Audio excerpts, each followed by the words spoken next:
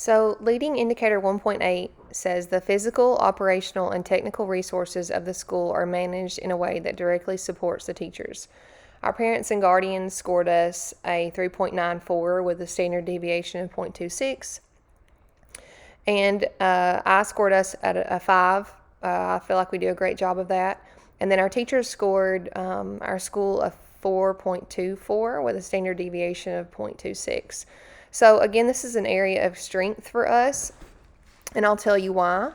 Um, we do a great job of using the resources, operating efficiently, or as efficiently as I possibly can make it at the school. Again, I work with my leadership team.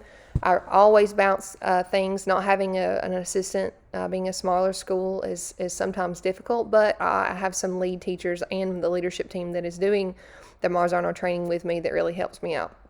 One of the things that we uploaded for our lagging indicators for our data is our master schedule. I make a master schedule, and that way we know where every student is supposed to be at all times. I know our system does that, but I can, and I post them on the walls. So, for instance, if you had a Miss Smith in your school, Miss Smith has her class schedule posted and laminated outside her room. So if I am happen to go around and do walkthroughs, or if anybody from the central office just pops in and does walkthroughs or wants to visit a classroom, they know exactly what that teacher is supposed to be doing at all times. So if they come in at 9:23, they're supposed to be in Tier 2 small group and in the reading block. So that's very helpful.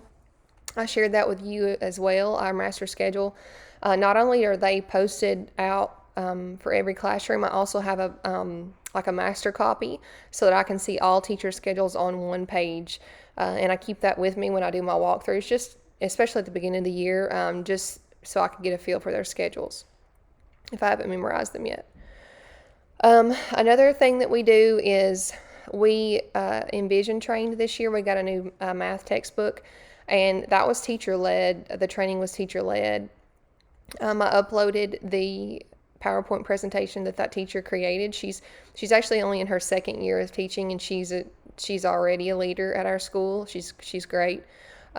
She only teaches math. She's a third grade math teacher, but I selected her to go and get the training and do a turnaround training with our entire staff. So as far as operational, and just efficiency, that was very efficient for us. We didn't have to go get everybody, almost, other than 2 teachers, everybody teaches math, and it just wasn't possible for us to get 20 subs. Not only for us to get 20 subs, but then there's everybody else in the county that's also trying to go to the training. So we thought that was efficient as we could possibly be doing that training. I uploaded one of the teachers' schedules just to kind of show you what hangs outside their classroom. And then also I put the budget committee documents in there, and I know I've already talked about this for one of the other indicators, but I'll quickly go over it again. So we have 3 budgets that come from the state. We have professional development funds, teacher units or teacher money funds based off of teacher units, and then we have library funds. So instead of, the principal just deciding what they want to do with that money and it not being, for teachers, 1.8 says in a way that directly supports the teachers. So all this money needs to directly support our teachers. And how do we do that? Well, it's not my decision, I don't think, necessarily. So we vote on a budget committee. It's all teachers only. It cannot be me. I oversee the committee, of course, but they vote on what teachers they want to be a part of that committee.